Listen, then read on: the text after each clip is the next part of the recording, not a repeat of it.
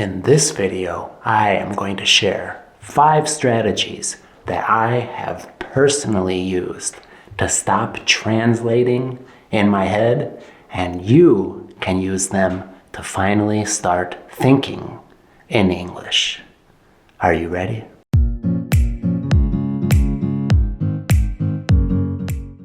Hey guys, welcome to Pensando Inglés. I am Kyle, and I am an enthusiastic language learner. But more importantly than learning a language, I have lived it. I have made incredible relationships and had experiences that I will never forget, all because one day I decided to start learning Spanish. So here on the channel, my goal is to help you improve your English so that you can start living it, start to have these incredible experiences and enrich your life. So let's get right to it.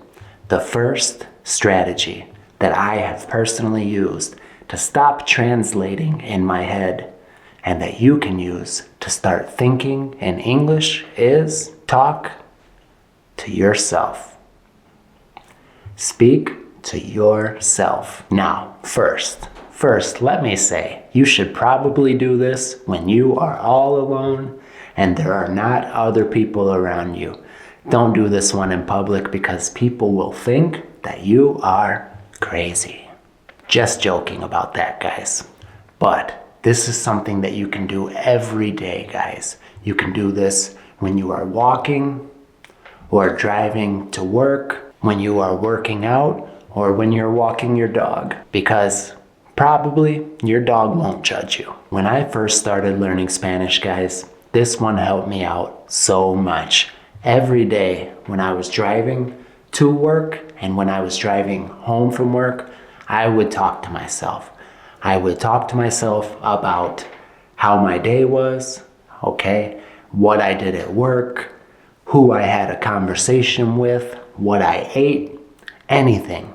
But it's important that you start practicing expressing yourself. You can give yourself interviews, pretend that you are interviewing for a new job. You can pretend that your favorite English YouTuber is interviewing you for their channel and asking you personal questions. It doesn't matter what you talk about, guys. What matters is you start practicing expressing yourself. Start making those connections between the thoughts and feelings that you want to express and actually saying the words. The stronger that these connections become in your brain, the quicker you will be able to express yourself and the less you will have to think about it. So guys, talk to yourself today. Number 2, read in English. Guys, all that a book really is thoughts written down. All of those words are the thoughts of somebody.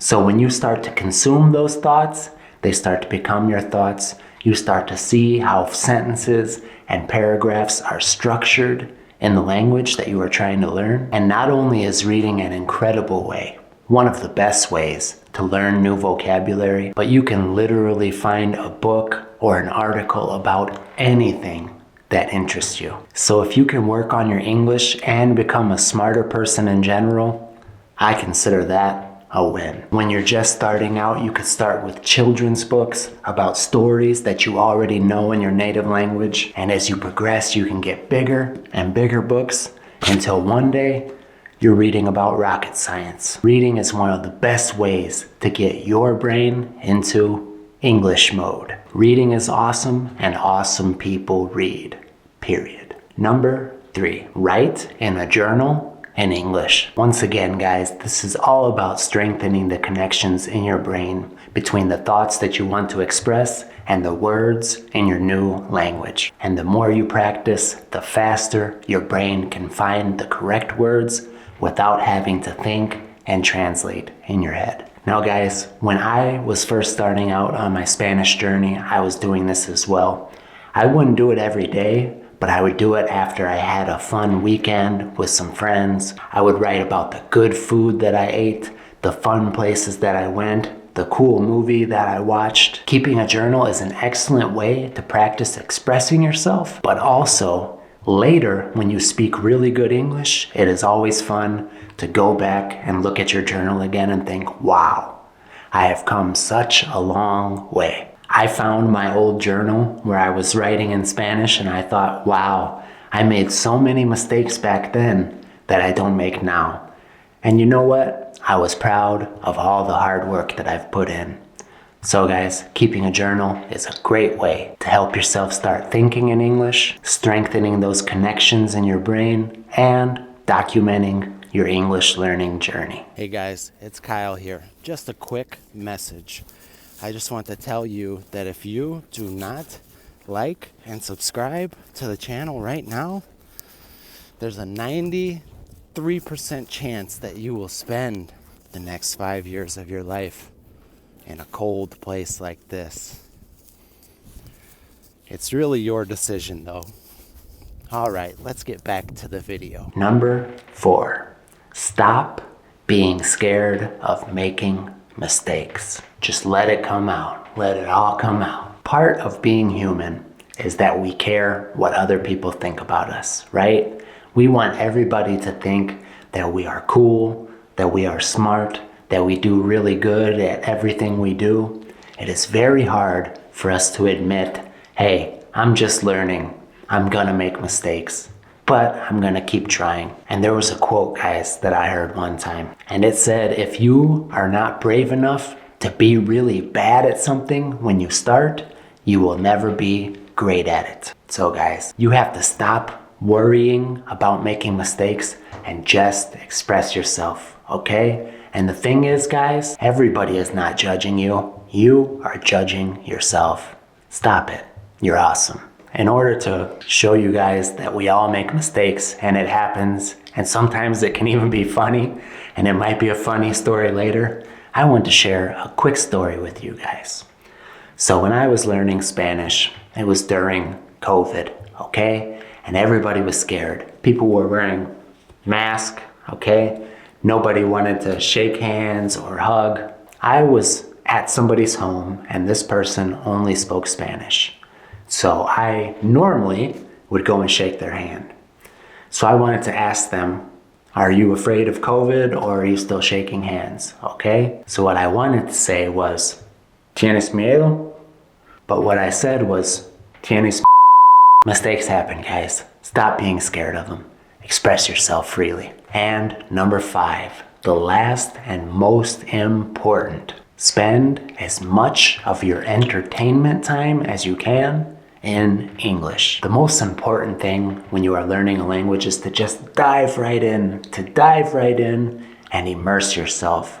Surround yourself with the language, right? Now this is great if you find yourself in a country where everybody is speaking that language. But the reality is that some of us will not get the opportunity to spend months or years in a place surrounded by native speakers of the language that we are trying to learn.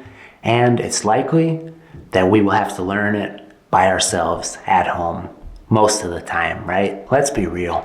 Most of us spend a lot of time watching shows, watching movies, listening to music or podcasts, or just wasting time scrolling on social media. I am guilty of all of these things. So please believe me, guys. I am not judging you.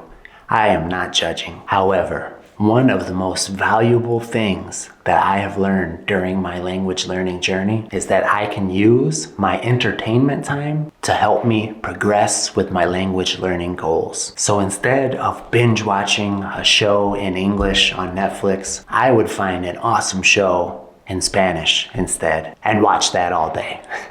I searched for Spanish-speaking YouTubers who talked about things I enjoy, such as cooking or exercise. And I figured if I'm going to watch content about cooking or exercise anyway, why not watch it in Spanish and kill 2 birds with 1 stone? The really cool part about it is, if you turn your entertainment time into fun learning time, you no longer have to feel guilty about sitting around watching the TV all day. If you watch a show in your native language for 6 hours, you are lazy, guys. You're lazy, you're being a bum. But if you watch it in the language that you are trying to learn, you are productive. You are investing time in learning. It's pretty cool how that works. Believe me, start turning your entertainment time into fun, engaging learning time, and you will not believe how fast you will be thinking in and speaking English like a pro. Okay, my friends, como siempre, muchísimas gracias por ver y nos vemos pronto.